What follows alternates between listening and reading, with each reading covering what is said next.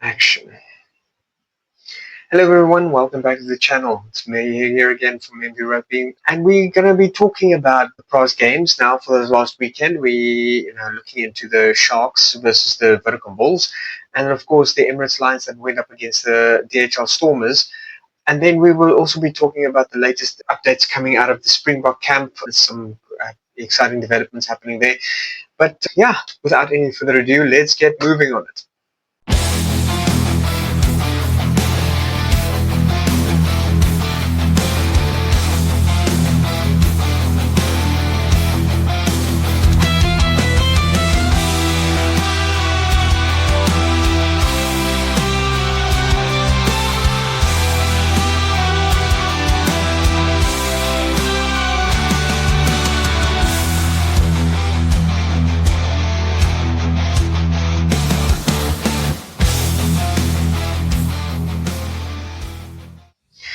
Yes, first up, we will talking about the Emirates Lions going up against the DHL Stormers this weekend. The Lions showing some really fantastic grit and determination to secure their victory over the Stormers of 30-23. Stormers, lucky for them, to just came in onto the 7-point loss to secure their bonus point. Not that would help, really. The Lions have showed some incredible teamwork, especially a couple of players that really warrant some mentions over here, especially Kuhn Horn and then Van der Merwe, that basically absolutely played fantastically well, created some absolutely amazing try opportunities for their teams. And then the Stormers, just the ball handling, not what it's supposed to be at all. I think they actually performed a lot better last weekend than they did this weekend. Yuri Mattia kicking, luckily for him, doing a lot better in his kicking performance than the week before. So it's like they swapped around.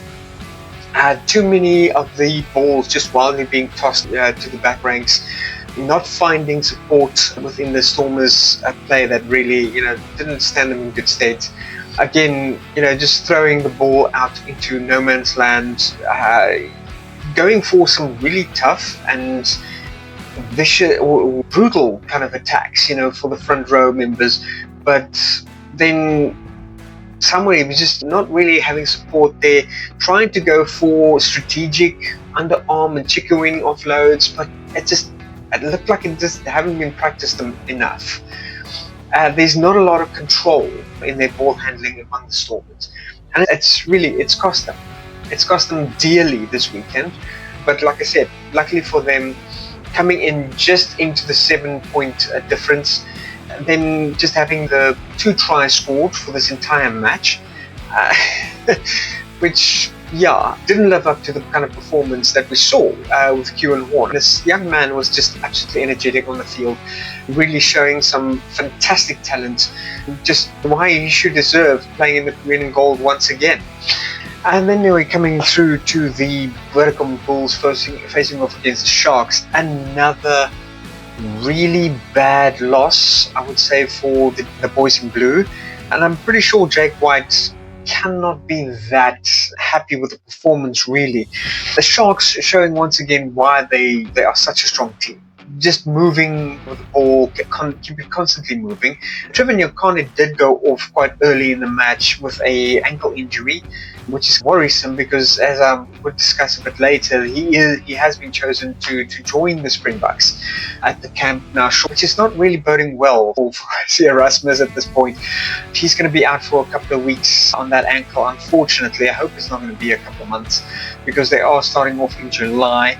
And then the thrilling game, just absolutely celebrating the victory between the Bulls, 29-19. The Bulls missing the 7-point difference there, and the Sharks just absolutely relentlessly badgered them through this entire game, kept the pressure on going, and then just with speed and skill, just totally dominated the center of the field, and mostly enjoyed some territory advancements there. The Bulls struggled to keep up with them, honestly, although they made some really gallant attempts at trying to wrestle some semblance of control back into the game. But unfortunately, the Sharks just come suddenly, and whenever the hole comes open, the Sharks just immediately goes and plug it. Some fantastic defense by the Sharks, And then there was a part early in the game where Billy Leroux was swapped out for Buddha Chamberlain quite early on, and Jake White did defend that position with a bold move, really taking the Billy off right at the beginning of the game, and he really brought out some fantastic curiosity among people about why he'd made the decision. But I will link. Let me link you the explanation from Jake White himself in this next video. Let's run the clip. Just the last question on Billy's performance today. Do you think, obviously you guys are getting Clive's back now, but do you think, what's your thoughts on his... Well, the reason I took him off, guys, because he was saying to the doc that his groin is very stiff. And I just thought, again, my call, I just thought we had enough forward dominance. I had a 10 that could go to 10. In hindsight, maybe I should have left him there and try to fight through this one. But how would I have known, And so put Butter at 10. Butter is a 10. He's a goal kicker. The game was 10-7. Who knows? Maybe we win the game because he kicks a conversion and because he's on the field. Then it's a master stroke. But as it turned out, I just couldn't afford now to Willie to tell me at the end of the game his groin sore and he's out for 2-3 weeks as well. We're not in that luxury yet where especially with the players that we don't have to our disposal now, So as we see, there was some strategic thinking going on behind the scenes, bringing up this change, and obviously the yellow card against Willie Leroux at the beginning obviously didn't help. But also the Sharks again showing great tenacity and how well they perform under pressure, suffering 3 yellow cards in their camp, but still not really relenting any kind of field or points to the Bulls in the absence of those 3 players, which just shows the absolute strength of these boys. But again, coaches has to make this really tough decision sometimes. Sometimes it pays off and sometimes it doesn't. Yeah, what can we say? We just have to roll with the punches there. The names are out. Coach Rassie has now finally released the Springbok 2025 squad that'll be facing off against Argentina and New Zealand and Australia a bit later this year. And it's quite interesting how he now introduced and sent invitations out to 16 previously uncapped players to join them at the alignment camp a bit later this, I think, coming up around about next month or so, to prepare these new guys for the upcoming matches in the green and gold jerseys. Akka van der Merwe is going to enjoy some game time there with the boys in green and gold, and then quite a few. I don't know what would be the future for Trevor Nkane at this point. He was invited to join them at the alignment camp, but with this injury to his ankle, it'll be a bit difficult. Willie Leroux, obviously, being another one of the veterans going back to the Springboks. But then again, quite a few others. That's, like I said, 16 players that will be joining them.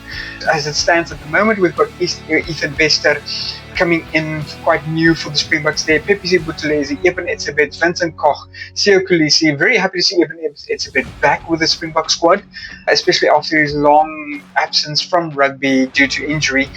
Vincent Koch as well, he's gone off for a short while after his injury in the Sharks game recently. And Bongi Benambi, again, not sure if that is going to be very alive, although his head injury assessment from this weekend didn't seem too serious, so hopefully we'll be seeing him back in the green and gold as well. Then we've got Tutuko Ntunu that will be joining them. Oxen Chair, Trevin Yankane, again, not sure about the ankle. Ben Jason Dixon is back. Joseph Needling for Sheer will be joining the Springboks again. I think this is about his second time running out. I think that's he is an uncapped player for the Springboks previously. I'm not too sure. I think he was one of the, obviously he's part of the furniture already for the Stormers, but I don't think he's ever dogged out onto the field in a Springbok jersey. So it'll be quite interesting to see for him going forward. And then we've got Frans Mahaba coming back, Salman Murad, Ivan Ruiz, again being chosen for the alignment camp. Will he make it past that this time? He didn't last very long last year within the Springbok jersey. Andre Hugo Venter, again, from the DHL Stormers, he'll be joining them there. Renzo Duplessis, Franco Horn, and we've got Ntleba Kanye that'll be joining. That'll be his first time going over from the Lions. Ruan Venter, and we've got Johan Gumede will be joining them again. Cameron Hanekom, Wilco Louw, Reinhard Marco van Staden, Jan-Hendrik Wessels, and Kobus Wiese. Now that will be making up the front row for this upcoming squad for 2025. For the backs, we've got Lucanio, Andre Estreize, Apelele Fassi, Jaden Hendrikse, Jordan Hendrikse, two brothers now running out again for the Springboks there. Ethan Hooker, I think that's his first time again in the Springbok in a green and gold jersey. Lorenzo Julius gets his first shot, and really I think this kid honestly deserved it. I said right at sort of in the beginning of the year that I would love to see him running out in the Springbok jersey, and it looks like he's going to get his chance coming up now this year.